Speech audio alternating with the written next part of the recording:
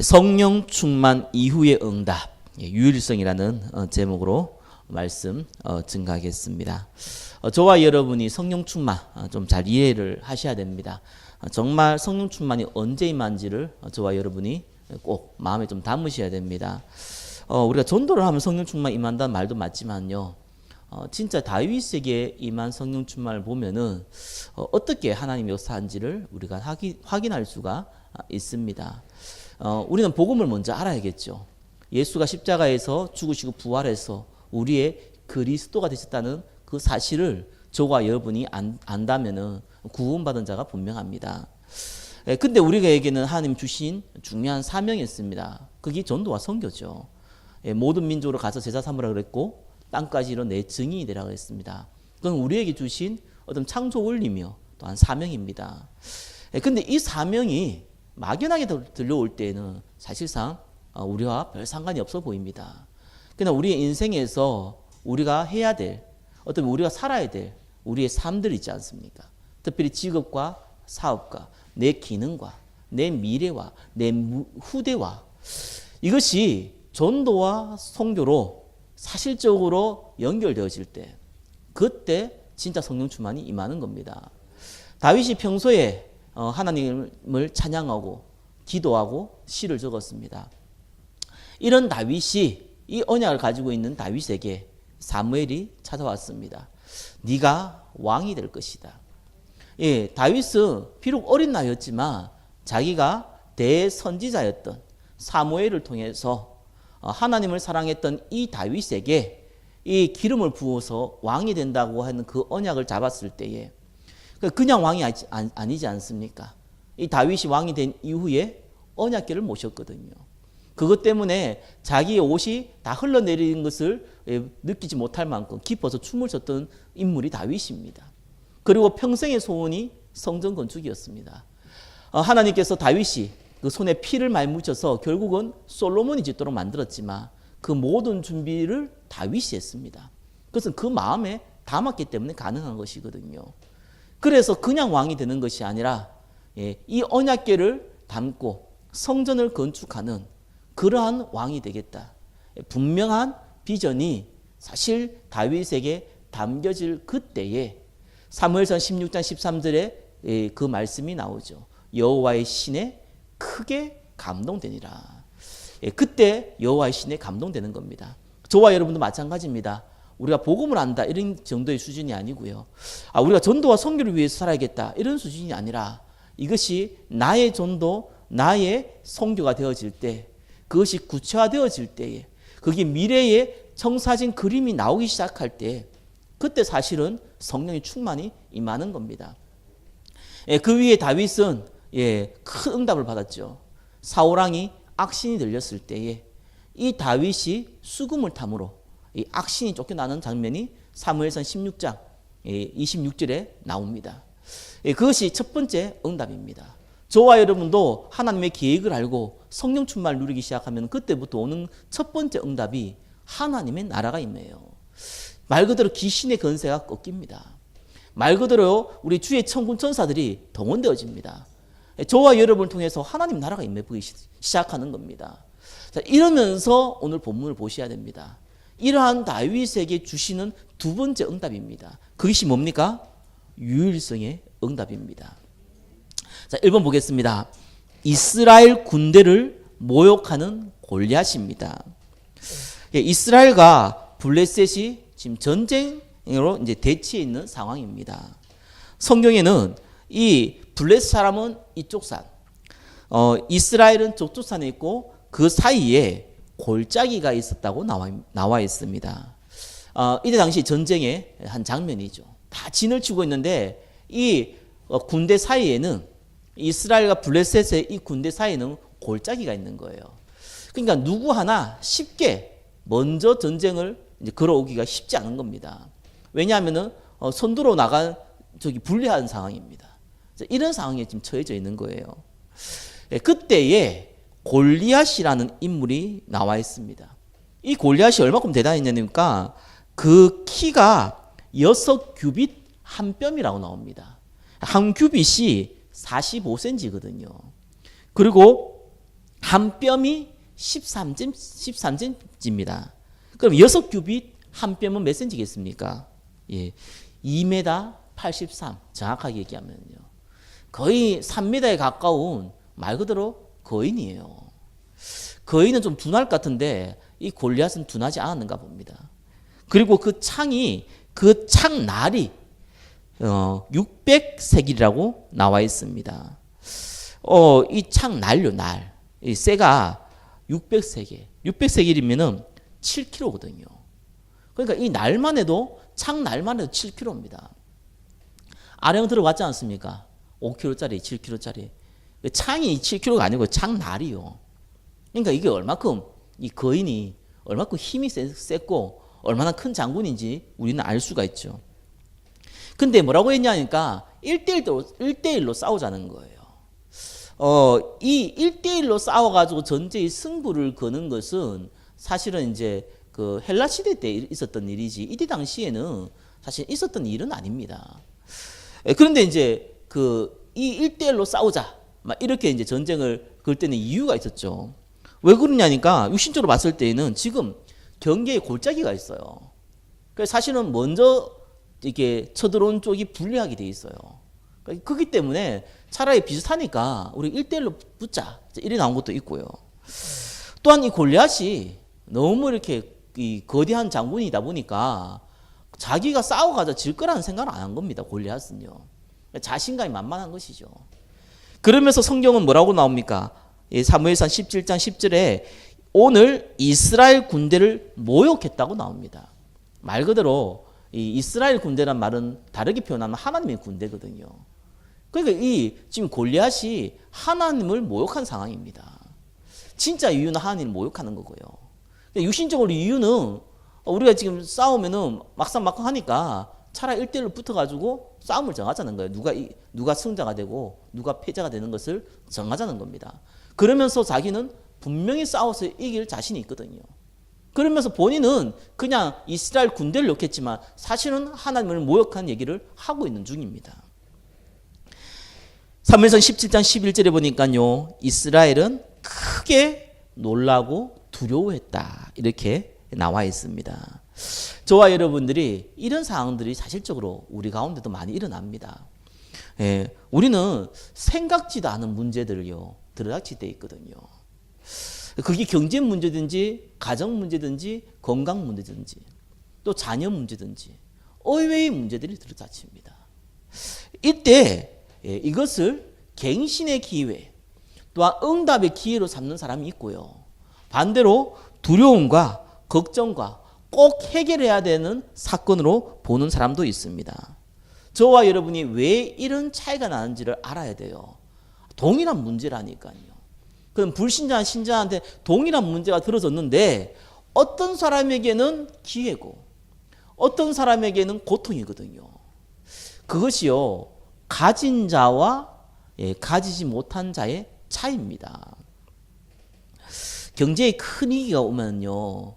가장 슬픈 표정을 지으면서 속으로 환호성을 지는 사람들이 있습니다. 그들이 누굽니까? 부자들이에요. 경제는 그래 돌아가게 되겠습니다. 경제의 위기가 오면은 부자들은 더 돈을 벌게 돼 있습니다. 경제의 위기가 오면은 돈이 없는 사람들은 굉장히 어려워져요. 그래가지고 IMF 터졌을 때 예전에 경제 위기에 몇 번씩 왔잖아요. 수많은 사람들이 자살했습니다.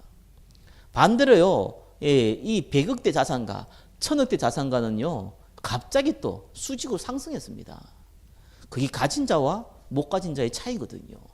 근데 이게 영적으로도 마찬가지라니까요. 마태복음 25장 29절에 이런 말씀이 나오죠. 무릇 있는 자는 받아 풍족하게 되고 없는 자는 그 있는 것까지 빼앗기리라. 이런 말씀이 나옵니다. 어떻게 보면 잘 이해하기 어렵습니다. 하나님이 어떻게 그럴까? 왜 있는 자에게 더 주고 없는 자에게는 있는 것까지 빼앗길까? 이렇게 육신적으로 해석하면 굉장히 곤란하거든요. 비유가 나오죠. 주인이 세 종에게 한 사람은 5달란트, 한 사람은 2달란트, 한 사람은 1달란트를 주고 다른 데 갔다고 나와요. 그래서 몇 년이 지나고 나서 이제 회계 정산을 한 겁니다. 5달란트 가진 종은 5달란트의 이익을 남겼어요. 그래서 착하고 충성된 종이라고 얘기했죠. 2달란트 가진 자는 2달란트를 남겼습니다. 1달란트 가진 자는 1달란트 남기면 됐는데 이 사람은 어떻게 했냐면은 땅에다 묻어뒀어요. 그러고 나서 이게 주인이 오니까 그 1달란트를 준 겁니다. 그래서 하신 말씀이 마태복음 25장 29절입니다. 무슨 말입니까? 가진 자. 우리가 가진 것은 어떤 겁니까? 언약이잖아요. 그죠? 복음에 대한 언약이에요. 이 언약과 그 은혜를 알고 있는 자죠. 그 사람은 언제든지 문제가 오면요, 이게 다르게 보입니다. 근데 그것이 없는 자는요, 문제가 오면은 언제나 위기로 보입니다. 그래서 사실은 이건 안다고 되는 건 아니에요. 복음을 모르면 안 되겠지만 복음을 알아도 안 되는 게 있습니다. 그게 그 사람의 영적 상태입니다. 어쩔 수가 없는 거예요. 언약의 비밀이 없는 사람은요, 두려울 수밖에 없어요. 걱정될 수밖에 없어요. 근데 언약의 비밀을 알고 있는 사람은요, 이게 두렵고 걱정은 동일하게 오는데 다르게 보입니다. 하나님의 계획이 보이거든요. 당장 보이지 않더라도 하나님의 계획을 찾게 되어 있습니다. 그게 차이 나는 겁니다. 평소의 영적 상태거든요. 여러분, 사울왕이 어떤 사람인지 알잖아요. 하나님께서 사울왕을 기름 부음 받게 했습니다. 사울왕이 자기가 어떻게 불렀는지 알 겁니다. 그죠? 사울왕은 분명히 하나님께서 이 이스라엘을 인도하는데 대표자로 세웠다는 것은 사울왕이 바보가 아닌 이상 알고 있습니다. 근데 사실 사울왕의 영적 상태는요, 그 관심은 다른 데 있었어요. 뭐에 있는지 알지 않습니까? 어떻게 하면은 백성들에게 인기를 얻을 수 있을까? 어떻게 하면은 내가 이 왕자리를 계속 유지하고 또 내 아들에게 물려줄 수 있을까? 사울왕은 거기에 관심이 있었습니다. 그게 사울왕의 영적 상태거든요. 하나님이 살아계시고 하나님께서 나를 이스라엘을 다스리는 대표자로 세웠다는 것을 분명히 사울왕은 알고 있지만 사실은 영적 상태가 거기에 관심이 있을 수가 없어요. 잘 먹고 잘 사는 데밖에 관심이 없으니까요.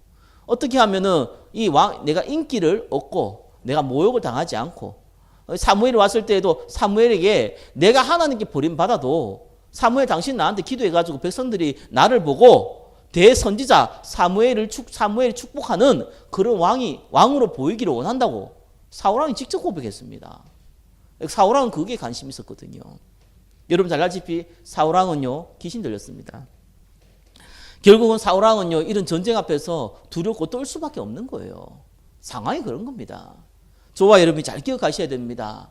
왜 다니엘이 이 조서의 어인이 찍힌 줄도 알고, 근데 하필이면 또 창문까지 열어가지고, 이 이스라엘을 향해서, 예루살렘을 향해서 하루에 3번을 기도했겠습니까? 그건 다른 비밀이 있기 때문에 그렇거든요. 그럼 자기가 죽을 줄 아는데 그렇게 했단 말이에요. 왜 그렇습니까? 보는 관점이 달라요. 감히 내가 하나님 믿는데 지금 하나님께 경배 못하면은 죽인다고? 그래 마음대로 해봐라. 이건 객기입니다. 그죠? 다니엘은 그래 본 게 아닙니다. 다른 관점을 본 거예요. 하나님 드러날 수 있는, 여호와 하나님 예수 그리스도를 드러낼 수 있는 좋은 기회다. 그죠? 이걸로 본 겁니다. 이거는 비밀을 갖고 있는 사람만 할 수 있는 거예요. 비밀이 없는 사람은 할 수도 없고, 혹 한다면 그거는 용기가 아니죠. 객기죠. 믿음이 아니고 만용입니다. 이건 은혜를 가진 사람만 알 수 있는 겁니다. 다니엘의 세 친구가 그 풀무불에 던져지도 내가 왕께 절할 수 없다. 하나님이 우리를 건지실 것이다.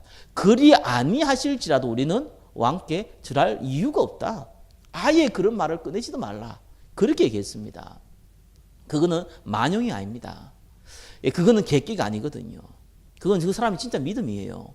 왜냐하면 다른 비밀이 있기 때문에 그렇습니다. 저와 여러분이 하나님이 함께하는 비밀을 누리면요, 사실 문제가 오면은 항상 기회가 됩니다. 반대로 우리가 영적 상태가 육신에 가 있고 영적 상태가 사실상 내 안목의 종력에 가 있으면은 문제가 올 때마다 호동스러워요. 똑같은 상황인데요. 자, 이러면서 2번 보겠습니다. 다윗이 어떤 반응을 보냈습니까? 골리앗으로 인한 다윗의 분노입니다. 이것이 이제 다윗의 모습이거든요. 이번에 1번 보니까요, 아버지가 이새지요. 이 이새가 그때 당시에 나이가 많은 사람 중에 한 사람이라고 나옵니다. 이 이새가 아들이 8명이 있었는데 그 막내 아들이 다윗입니다. 그러니까 첫째와 이 막내는 나이 차이가 많은 거예요. 그래서 이 사울왕이 이 전쟁을 할 때에 이 이새의 세 아들은 전쟁으로 보내졌거든요. 그래서 이새가 다윗에게 심부름을 시킨 겁니다. 형들에게 먹을 걸 갖다 줘라. 그리고 그 천부장에게도 이 치즈 10덩이를 갖다 줘라. 그러면서 증표를 받아와라. 이렇게 심부름을 보내죠. 심부름을 왔는데, 이 전쟁터에 왔는데 이 골리앗이 한 소리를 들은 거예요. 너희 중에 나와 1대1로 붙자. 그러면서 너희가 이기면 우리가 너희 종이 되고, 내가 이기면은 너희가 우리의 종이 되라. 이러면서 이스라엘 군대, 하나님을 모욕하는 골리앗을 다윗이 보게 된 겁니다. 그래서 다윗이 한 고백이 뭐였습니까? 이 할례 받지 않는 블레셋 사람이 누구기에 살아계시는 하나님의 군대를 모욕하느냐. 사무엘상 17장 26절에 나오죠. 사실은 이 얘기를 다윗이 혼자 속으로 얘기했다면 아무도 못 들었을 거예요. 그죠? 근데 이 얘기를 얼마나 용기 있게, 담대하게, 확신하게 많은 이스라엘 군대 앞에서 얘기를 했는지 모두가 이 얘기를 들어버린 거예요. 이 얘기 듣고 나니까 이 큰 첫째 형이 이 엘리압인데 이걸 보고 이 다윗이 보면 얼마나 한심해 보이겠습니까? 이 조그만 다윗이. 그래서 네가 원래 교만했다. 네가 지금 전쟁 구경하러 왔냐? 이렇게 얘기하죠. 이럴 때 다윗이 뭐라 그랬습니까?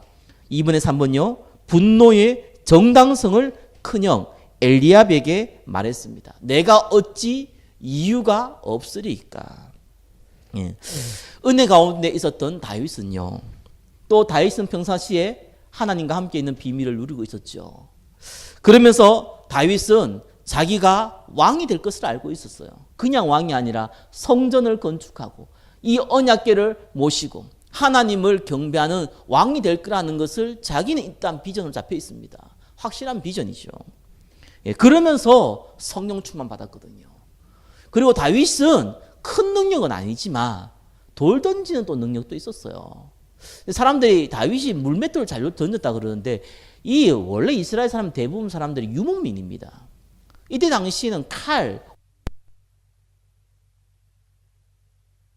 이때 당시가 지금 고조선 시대거든요. 그러니까 우리나라 따지면 지금 그 대나무가 싸워야 되는 시대예요. 돌멩이 던진 시대고요, 그죠? 칼 같은 거는 장군이나 왕이나 갖고 있지 일반 군인은 창칼이 없습니다. 짝대기 들고 있는 거예요. 돌멩이 던지고 있고요. 이런 유목민이 사자가 곰이 어린 양을 물고 가면 어떻게 해야 됩니까? 가서 싸울 수가 없잖아요. 그래서 당연히 물맷돌 던지는 것이 유목민이 당연히 해야 될 일이에요. 근데 이제 다윗은 좀 더 잘했죠. 그 차이밖에 없습니다. 사실 어떻게 보면 천한 일이에요. 큰 일이 아니고 그냥 청소부가 청소 좀 더 잘하는 일이거든요. 이런 정도의 기능을 갖고 있었던 다윗이 분명한 비전을 갖고 있고 성령 충만 받으니까 감히 저 인간이 누군데 우리 하나님의 군대를 하나님을 모욕하느냐라고 나온 겁니다. 예, 이것은요 다윗에게 믿음의 고백이었습니다. 또 용기였습니다. 그러나 다른 한편으로는 하나님이 다윗에게 주는 기회였습니다. 저와 여러분의 응답도 이렇게 받습니다. 어떻게 보면 우리가 가지고 있는 달란트라든지 우리가 가지고 있는 경제라든지 우리가 가지고 있는 실력은요 사실은 큰 게 아닙니다. 대단한 게 아니란 말이에요. 거기에 성령이 없어야 버리면 이게 이제 다른 일이 벌어지는 겁니다. 그래서 3번 보겠습니다. 다윗을 전쟁터로 보내요. 사울왕이. 3번의 1번 뭡니까? 이 다윗이 사울왕이 이 얘기를 들은 거예요. 골리앗을 감히 저 골리앗이 누군데 살아계신 우리 하나님의 이 군대를 모욕하냐고 이 얘기를 많은 군인들이 들으니까 이 소문이 사울왕에게 간 거예요. 사울왕이 용기 있게 얘기한 사람이 없거든요. 아니 자기 재산을 반을 주겠다, 내 딸과 결혼시키겠다 다 해도 아무도 안 나선단 말이에요. 왜 그렇겠습니까? 싸워도 죽으면 아무 의미 없거든요. 감히 골리앗 장군이 1대1로 싸워서 이길 인간이 없다 보니까 아무도 안 나서는데 유일하게 한 사람이 났으니까 그 사람이 누구냐라고 해가지고 이 사울왕이 누군지 불러와라 해서 데리고 온 겁니다. 근데 딱 데리고 보니까요 어린 소년이에요. 얼마나 한심하겠습니까, 그죠? 네. 근데 이 다윗이 이 골리앗과 싸우게 해달라고 허락을 구하죠. 그러면서요 이 사울왕이 그랬습니다. 너는 어린 소년이고, 그죠? 저 골리앗은 어릴 때부터 벌써 옛날부터 용사다, 군인이다. 네가 할 수 있겠냐? 사울왕도 아무리 귀신이 들렸지만 한심해 보여서 물은 겁니다, 그죠? 그때 다윗이 이런 고백을 했죠. 그게 3번에 2번입니다. 자기의 전문성을 얘기해요. 사무엘상 17장 34절 37절이죠. 오늘 읽었던 본문입니다. 주의 종이 아버지의 양을 지킬 때 사자나 곰이 와서 양떼에게 새끼를 물어가면 내가 따라가서 그것을 치고 그 입에서 새끼를 건져내었고 그것이 일어나 나를 해하고자 하면은 내가 그 수염을 잡고 그것을 쳐 죽었나이다 라고 나와 있습니다. 주의 종이 사자와 곰도 쳤은즉 살아계시는 하나님의 이 군대를 모욕한 이 할례받지 않는 블레셋 사람이리까 그가 그 짐승의 하나와 같이 되리이다. 또 37절이 나오죠. 나를 사자의 발톱과 곰의 발톱에서 건져내신즉 나를 이 블레셋 사람의 손에서 건져내시리이다. 이렇게 얘기합니다. 다윗의 이제 고백이 있죠. 사실은 이제 이 사울왕이요 다윗에게 그러면 가라 해서 뭐 자기의 갑옷도 입혀주고 하잖아요. 너무 안 맞으니까 이 다윗이 자기가 필요 없다 이러면서 이제 물맷 5개 가지고 이제 가는 장면이 4번에 3번입니다. 사실은요 이런 것이 어떻게 보면은 그냥 그렇게 보이지만 사실 이게 사울왕이요 한 가지를 몰라서 그래요. 사울왕이 너무 급해요. 지금 이스라엘 군대가 모욕당하고 있고 자기도 불안하니까 너무 급하단 말이에요. 그러니까 누구라도 한 명 나가서 싸웠으면 좋겠다 이런 심정이 있지만 골리앗이 이런 얘기를 했다니까요. 너희가 지면은 우리가 너희가 지면은 너희가 우리의 종이 될 거라고 얘기했거든요. 그러면서 이 블레셋의 군대는 사기가 높아질 거고 분명히 지면은 그렇잖아요. 이 이스라엘 군대는 사기가 죽어버립니다. 그럼 전쟁에서 지거든요. 질 뿐만 아니라 사울왕이 목숨도 위태롭단 말이에요. 그런데 이 사울왕이 너무 급하니까 너무 화가 나니까 누가 간다는 사람이 있으니까 보내는 거예요. 그것만 본 거예요. 근데 합리적으로 생각하면은 사울왕은 다윗을 보내면 안 됩니다. 보내면 보나마나 질 것이고 사울왕이 어떻게 알겠어요? 지면은 지금 이스라엘 군대가 지금 완전히 망하고 자기도 죽을 위기인데 그때 시간을 끌어야지. 합리적인 머리라면은요. 시간을 끌어야 될 이 사울이요 다윗을 보냅니다. 이게요 하나님 하신 작업이에요. 사실은 그 싸움 나가는 것도 사실은 그 이긴 것도 기적이지만 나가는 것 자체가 지금 일단 기적이에요. 이건 지금 이스라엘 대표로 했기 때문에 이스라엘 군대가 다 죽고 사는 문제거든요. 거기 어린 소년을 보낸다. 사울왕이 정말 정신이 도는 건데 하나님 입장에서는 하나님 하신 겁니다. 하나님은 불신자를 통해서요 이런 기회를 줘요. 어떻게 보면 아무도 안 가려는 곳, 아무도 볼 수 없는 곳, 거기에 또 가고 싶다고 해서 갈 수 없는 곳. 하나님이 딱 역사하니까요 희한한 일이 벌어진 겁니다 지금. 그러면서요 4번 골리앗과 다윗의 싸움이죠. 저와 여러분의 유일성 응답은요 하나님이 만들어줍니다. 희한하게 만들어줘요. 이런 통로를 만들어줘요. 여러분 알다시피요 나만 장군이 문둥병 걸렸을 때요 어린 소녀 그것도 이스라엘이 지금 종으로 잡혀왔던 이 어린 소녀가 그 가정에 종으로 있다가 그 골리앗의 아내 나만 장군의 아내한테 얘기했지 않습니까? 당신이 이 엘리사를 만나면은 치유받을 수 있다라고 얘기한 겁니다. 이때 잘 생각해 보세요. 사실 나만 장군은요 문둥병 걸렸는데 이거 숨기고 있었거든요. 알면 안 되잖아요. 근데 이 계집종이 그걸 알고 얘기를 했어요. 그러면은 그것도 아무 능력 없고 힘없고 또 거짓말할 수 있다고 생각할 수 있는 이 어린 종이 얘기를 했는데 그때 자칫하면 이 어린 계집종은 죽을 수도 있는 거예요. 너 이 얘기를 누구한테 했어? 이러면서 너 입 다물어야 돼. 너 못 믿겠어. 죽여도 상관없는 상황이에요. 그렇죠? 그리고 또 무시해버릴 수도 있었어요. 근데 나만 장군의 그 아내가 그 말을 듣고 나만 장군한테 얘기했다니까요. 근데 이 나만 장군 재밌게 또 그걸 그대로 받고 왕의 허락을 받아가지고 엘리사에 찾아갑니다. 이게 사실상 말이 안 되는 얘기예요. 이 말이 안 되는 일이 하나님이 하시면 일이 된다니까요. 그래서 응답받고 나서 나중에 이 어린 계집종은 어떻게 됐겠습니까? 나만 장군이 문둥병 낫고 나가지고 돌아와가지고 이 어린 계집종을 죽였겠습니까? 아니잖아요. 최고의 대우를 해줬겠죠. 하나님 응답이 그래오는 겁니다. 어떻게 보면 보잘것없는 우리의 달란트가요. 어떻게 보면은 다른 사람들은 전혀 인정해주지 않는 우리 작은 달란트가요. 아니 솔직히 이 어린 계집종 같은 경우는 달란트도 없잖아요. 그냥 말 한마디 했잖아요. 그 말 한마디가요. 하나님이 성령 역사하면은 유일성의 응답을 받는 통로를 딱 만들어 버립니다. 그러면서 4번 다윗과 골리앗이 싸우는 거거든요. 이 다윗이 나왔는데 골리앗이 보니까 황당한 거예요. 그것도 어린 소년이라. 네가 지금 막대기 들고 지금 개 잡으러 왔냐. 하도 황당하면서 이제 막 모욕을 하지요.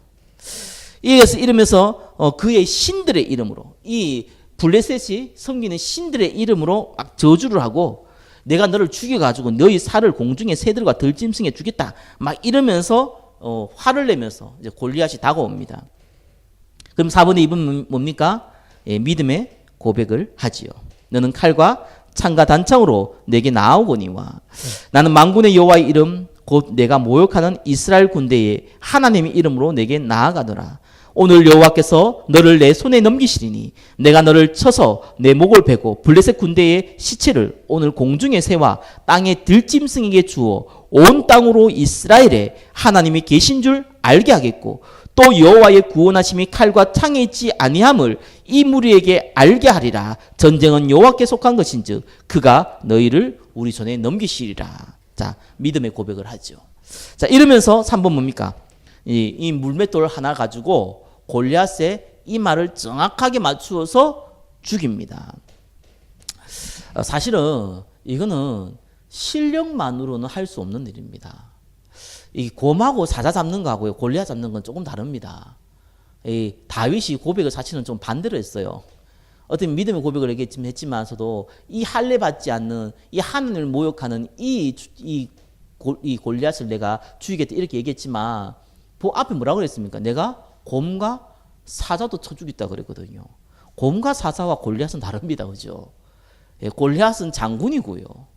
곰과 사자는 먹이를 먹기 위해서 먹이만 잡아내고 도망가는 존재입니다. 그러면은 다윗이 어떻게 곰과 이 사자를 죽였겠어요? 간단해요. 예, 양을 잡고 있을 때 물맷돌로 던지는 거예요. 여러분 양궁 선수 봤죠? 양궁 선수 양궁 어떻게 합니까?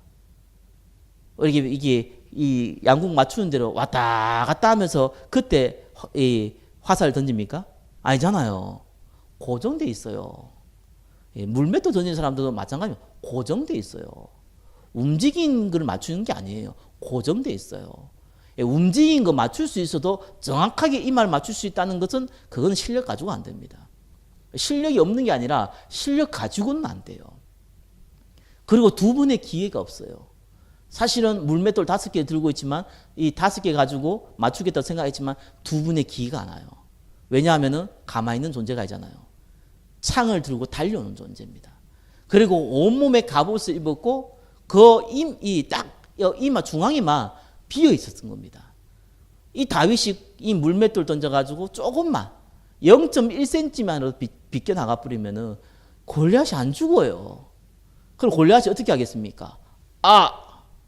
이게 지금 장난하나 이래가지고 끝나는 거예요, 싸움이. 사실 한 방밖에 없거든요.